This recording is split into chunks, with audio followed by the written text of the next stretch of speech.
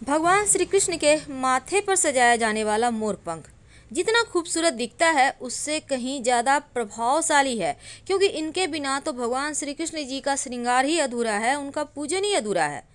घर में मोर पंख रखने से बुरी शक्तियों का नाश होता है। तो मोर पंख से जुड़े कुछ अचूक टोटके और 4 जगह घर में मोर पंख जरूर रखना चाहिए। अगर आप 4 जगहों में से कोई एक जगह भी रख लेते हैं तो आपका घर का वास्तु भी समाप्त होता है और ग्रहों के जो बुरे चाल हैं उनसे भी आप बचे रह सकते हैं।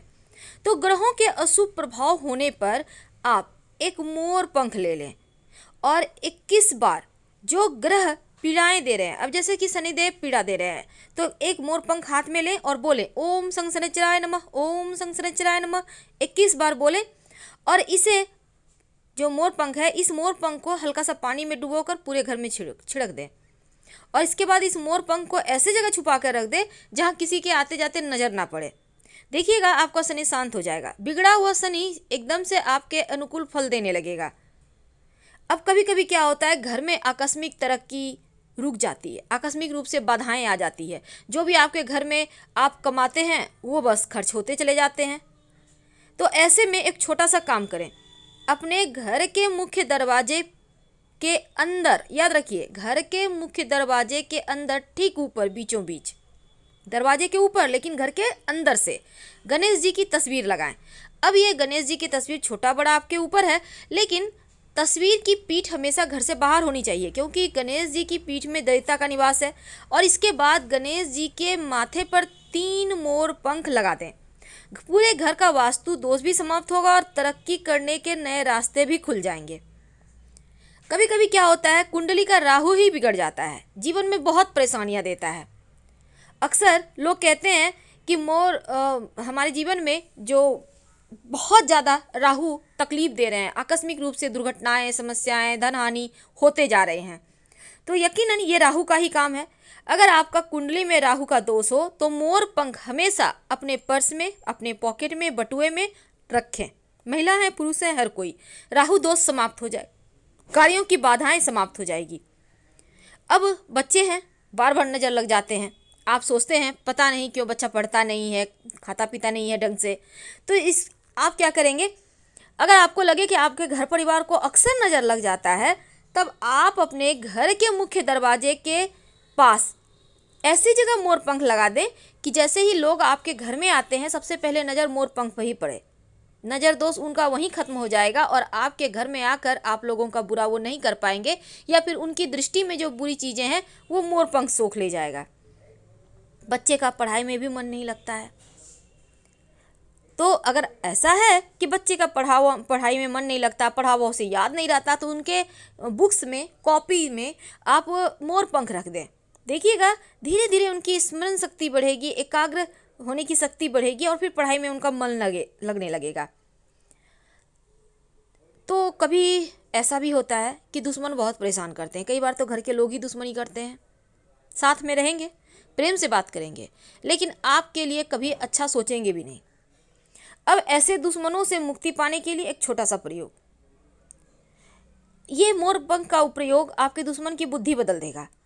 हनुमान जी के मंदिर में जाएं किसी भी दिन, हनुमान जी के मस्तक का सिंदूर थोड़ा सा उंगली में ले लें और अगर मंगलवार शनिवार हो तो ज़्यादा अच्छा, लेकर उस मोर पंख पर दुश्मन का नाम लिख दें और अपने घर के पूजा स्थान पर रख दें या मंदिर में ही रख दें। अगले दिन सुबह अर्ली मॉर्निंग सुबह सुबह उठिए और उसे लेकर बहते हुए जल में प्रवाहित कर दें, पीछे मुड़कर मत देखिएगा, शत्रु शांत हो जाएगा। कई बार बहुत कोशिश के बाद भी आपकी मनोकामना पूर्ण नहीं होती, काम में बार बार अड़चने आती है, तब ऐसे में अगर जीवन में प्रेम खो गया हो, वैवाहिक जीवन में समस्या, आपके जो लव है उनके साथ आपकी नहीं बन पा रही, तब आप भगवान श्री कृष्ण राधा जी के मंदिर में जाकर एक मोर पंख उनके माथे पर सजाकर छोड़ दें। 40 दिनों तक वहीं पर रहने दें और 40वें दिन आप वो मोर पंख लाकर अपने बेडरूम में रख लें। प्रेम बढ़ेगा, खुशियाँ बढ़ेगी। जो पति पत्नी में अनबन है वो अपने घर के बेडरूम में पूरब या दक्षिण पूरब दिशा में मोर पंख रखिए, या फिर दीवार में मोर पंख आप लगा दें, या फिर मोर पंख का पंखा लाकर आप अपने घर में सजा दें। ये उपाय करने से आपके रिश्तों की मुश्किलें दूर होती हैं। अगर आपके छोटे बच्चे हैं, बार बार नज़र लगते हैं, तो उनके तकिए के कवर में मोर पंख डाल दें, उनके तकिए के नीचे मोर पंख डाल दें, उनके बेड के नीचे मोर पंख डाल दें, आपके बच्चों को नज़र नहीं लगेगी। क्योंकि मोर पंख लक्ष्मी, सौभाग्य, खुशहाली, धन धान्य और संपन्नता के लिए पूजनीय है और मोर के पंखों का प्रयोग माँ लक्ष्मी की इन्हीं विशेषताओं को हासिल करने के लिए किया जाता है।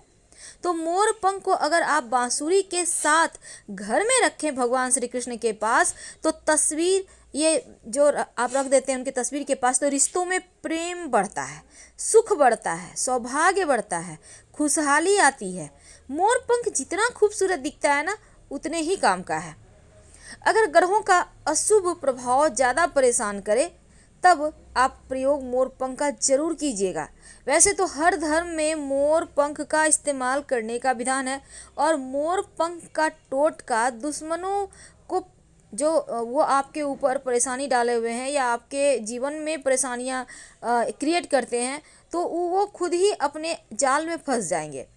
अगर हमेशा ही बिजनेस में नुकसान हो, बेवजह का पैसा खर्चा हो, परेशानी बढ़ जाए, तो आप अपने घर और दुकान में पूरब दिशा में मोर पंख एक लगा कर रख दें। आप चाहें तो फ्रेम कराकर भी रख सकते हैं।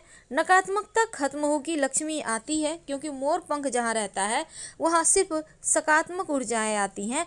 और अगर लाख कोशिश करने के बाद भी बार बार काम अटकते हो, मनोवांछित फल नहीं प्राप्त हो रहे हो, तो मोर पंख का प्रयोग जरूर कीजिए और अपने घर में ला के रखिए।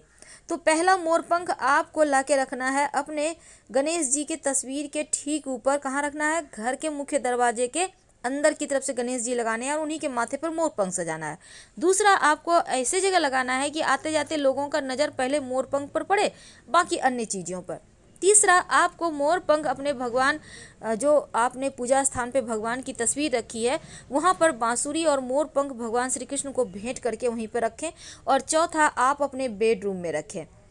तकिए के नीचे रखने से बच्चों के लिए बढ़िया होता है। अगर आप चाहते हैं कि आप जल्द से जल्द करोड़पति बन जाए, कहने का तात्पर्य धन इतना रहे कि करोड़पति का मतलब ये नहीं होता है करोड़पति। करोड़पति का मतलब होता है कि इतना पैसा हो कि आप सुकून से जीवन जी सकें, ऐसा न लगे कि आपके पास कुछ नहीं है, बहुत परेशान है, कम से कम अच्छे से लाइफ जी सकें।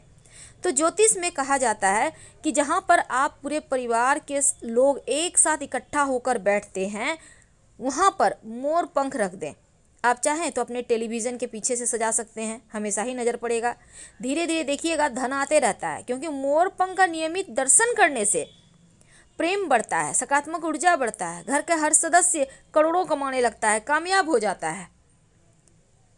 तो छोटे छोटे प्रयोग तो हैं, लेकिन पूजा स्थान पर अगर आप के घर में, जैसे कि देखिए बहुत सारे देवी देवताओं को मोर पंख सजाया जाता है, जैसे शिव जी के माथे पर, गणेश जी के माथे पर। आप अपने पूजा स्थान पे सभी देवी देवताओं के माथे पर मोर पंख सजाइए। अगर हनुमान जी हैं उनके माथे पर सजा दें।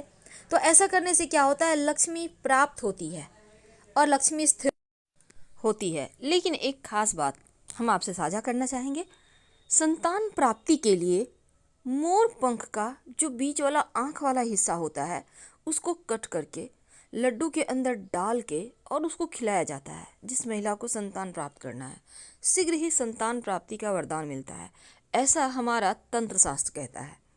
हम आपसे विदा लेते हैं। हर हर महादेव। धन्यवाद। जानकारी अच्छी लगे तब लाइक कर सब्सक्राइब करें, अपनों से शेयर करें और कमेंट में हर हर महादेव जरूर लिखें। धन्यवाद।